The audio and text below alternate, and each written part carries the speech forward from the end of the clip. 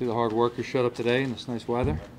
All right, guys, so we'll continue with our preparation for the Bears today. We'll make sure we review all situations, get into the red area, hit all the big four, and continue on going. So keep it quick and direct to the point today, so any questions you may have. COVID stuff? Really no change from yesterday. We're still expecting Love back in the building on Saturday. Danny Shelton, we'll see where he is in terms of the game. I wouldn't rule him in or out at this point. We'll see how he is, and the trainers will deal with him. Love will be able to travel with you? Yes, from everything we understand, yes. How you feeling? Old? This way, huh? Happy birthday! I appreciate it, Jordan. Thank you. Trying to keep that quiet most of the day, so I appreciate it. The Too late. workout you guys are doing next Tuesday with some O linemen, I think, is that for looking at like futures and guys to bring in long term? Is that also addressing maybe week 18 and? Well, it's a combination of both. I mean, it's a look at who's out there as far as the futures, and see if we can go ahead and fill any roster spots going forward before we get the free agency and the draft, as well as who may be available next week. So we've got to make sure we go ahead and look and make sure we have depth for the game next week. And someone we think that we can add and that can give contribution, we'll consider that as well. But interior and tackle, like across the board? Yeah, good mix. Looking at who's out there and bringing as many as we can that we think are worth looking at. Who's going to be your starting quarterback Sunday? We'll decide that after today's practice. Both guys will take reps, and we'll see going on through practice. It sounded like you were, I guess, less committed to actually putting both in the game as a plan than you were earlier in the week. Is that accurate? You want to say it again, Tom? When in the thing with Eisen, Yep. it sounded like you were not as committed to playing both of them as you were earlier in the week. Well, Mike's always spot on, so he's in all the meeting rooms. So, hey, Mike can tell you what's going on. No, we're letting both guys work right now. Again, if we think that there's something that's more suited to one of the guys, we have no problem putting a certain package for them. But we'll come out today's practice to see what we make the best decision for the team. Joe, with COVID being the way it is now, and Yep. so prevalent, have you changed the way you approach practice reps at all these last few weeks? I mean, do you have to give guys, even if they're not, not starting or second or third teamers, more reps in practice with the first team, just in case, because you never know, like, what could pop up on Saturday, Sunday, whatever? So I'd say the answer to that is yes, for a variety of reasons. But we're always trying to make sure all of our guys mix in, and that's through any point of the year. Not directly just because of COVID, but obviously with the heightened awareness of, the availability of players and the lack of availability of players on such a quick turnaround notice. Make sure everyone stays very involved with all the units and building as much chemistry as you can. We always do what we call basic at the end of practice. When you guys come out here and wait for guys at the podium, we try to get all the the young players, practice squad players, guys new to the program, guys just need extra reps. Maybe it's an opportunity for another quarterback to just get used to breaking the huddle, the operational line of scrimmage. We take time every day to make sure we just get as much basic work, and that's just extra work on the field. Sometimes it's full team, sometimes 7-on-7, sometimes extra individual work, whether it's O-line versus D-line, receivers, DBs, whatever it may be. But we're always looking to go ahead and build in as much reps as we can for the guys. The reality is, with the numbers being where they are, sometimes you can hit more reps at high tempo. Sometimes you have to go ahead and make things more of almost a walkthrough for team exchange, and then get your team reps at tempo, more competitive offense versus defense. Then we found a good happy medium right now with the availability of certain players and how we've made that work. Getting a lot of really good service looks from our starters for each other, and I'd say doing a really good job. Kenny's out there doing a really good job playing Robinson, some of the packages for these guys on defense, giving really good looks. We got a number of guys playing a lot of different positions. It's actually an opportunity for a lot of times to work other schemes and systems. We had Saquon earlier in the year when we played the Saints doing some Kamara's routes, and that's something we looked at and said, hey, we got to start implementing more things for Saquon in more of a flexed out, built out role. Actually tied in more to that game, put him in the empty set. We ended up hitting him for the go route. Down the sideline, saw the next week against Dallas, hit the slant. It was the one he actually injured his ankle on, but in terms of using him more in space and running routes and letting him use his talent. Is Darius his shoulder season? There's nothing at this point that leads us to believe that. He wouldn't be officially ruled out at this point. He's with the trainers. See if there's a chance to get him on the field. The guy says he's been in meetings and walkthroughs, fully engaged. We'll see if he can go out there and function up and be on the field with the team. Is it a bit odd how many different injuries he's had this year?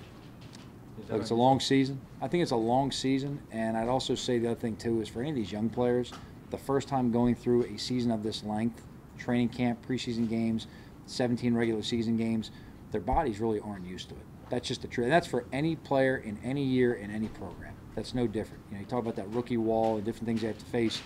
I'd say this year, to be honest with you, having a little bit less time for different reasons or less exposure for different reasons, puts more of a challenge on some of these young players as well to kind of get acclimated to this, season length.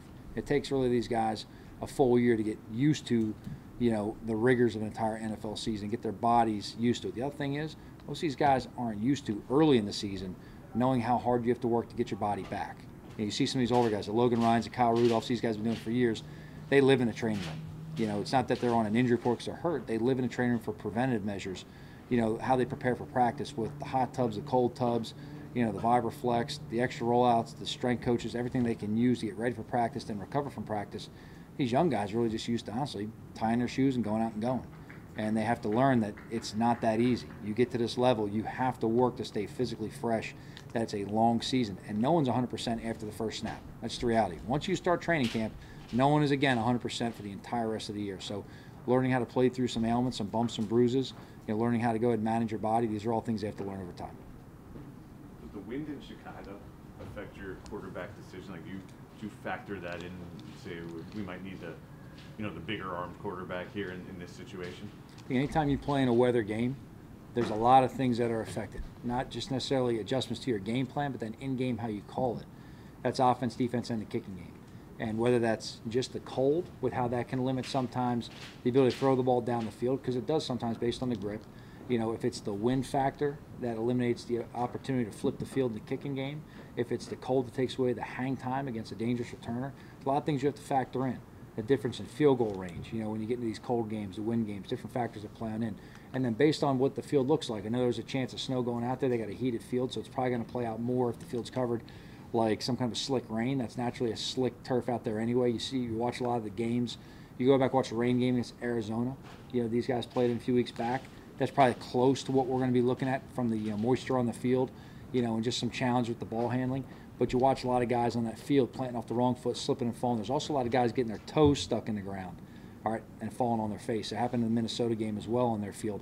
A lot of guys getting caught up in that turf. So, we've gone through everything with the tape, talking to our guys about the conditions out there, the weather, how games are changed this time of year, how the games are called differently, the importance of running and make sure you get your feet up as you move, not getting caught on the turf, playing off the correct foot, playing with a good knee bend. All those little fundamental things, they all come into play. The player, look, when I start talking about the weather, a lot of the players look at me and they start rolling like, all right, old people talk about the weather, that's what this guy's doing.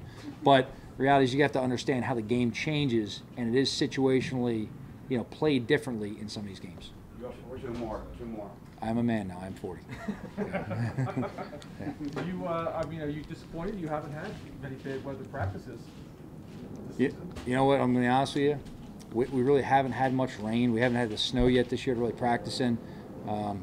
Look, rain, blood, mud, whatever it's going to be, we're going to be outside. So, I always kind of cheer a little bit more for the weather. The players kind of laugh a little bit because I'll come in sometimes and it's raining in the morning. I'll say, hey, get your stuff on, be ready for this, talk about the fundamentals we're going to do in the weather. We come out and all of a sudden it's sunny. Last year we had the opportunity of working a lot of, rain, and we had some snow at the end of the year. This year we just haven't had that. We had some heat back in training camp, that's great, but you really want to go ahead and use every piece of the elements you can get.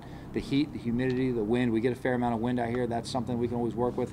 The wind, you want to play in the rain, you want to play in the snow, you want to have the sloppy turf here, then use the stadium at other times to have the slickness of the artificial turf and get the feel for all the surfaces. One more. What's the harm in giving Lurkey a chance to play quarterback at this point? Or is he just such a young developmental player that it's just not? I think Brian's done a really good job this year of working and doing everything we've asked him to do. I think he responded well in the preseason on short notice of prepping. He did some nice things for us in the Cleveland preseason game. He's a guy that's come out and competed. He's learned. I've definitely seen some improvement from him. He's a developing player. I think he's a far way away from where he's going to be as a finalized player as he goes through his career. I think he's on track to do some positive things and really, put himself in position, in his career to be competitive and have a role on a roster. This time he's on our practice squad. And, as far as the roster moves we're making right now, we don't anticipate making one specifically at that position for the remainder of the year. That doesn't rule out anything in the future with Brian as well, though. I'm pleased with the way he worked this year.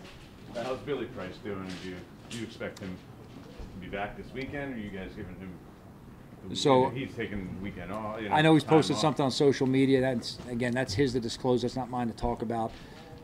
Look, we fully support Billy. Okay, fully support Billy as an organization. Him and his wife as just individuals and their family, what they're going through right now. So we've left the door open to Billy in a lot of ways in terms of whatever he needs from us.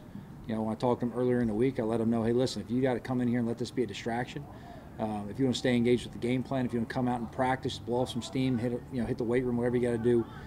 He's dealing with something that, look, a lot of us been blessed we haven't had to deal with that. Okay, but he's going through something right now personally that we've got to make sure we account for him, we give him support as an organization, as a person. I wouldn't fully rule him out at this moment, but he has not been at practice with us, has not been in person in the meetings. The Zoom's been available to him, but we're letting him and his wife right now have the time they need, and fully supporting him in what they're going through.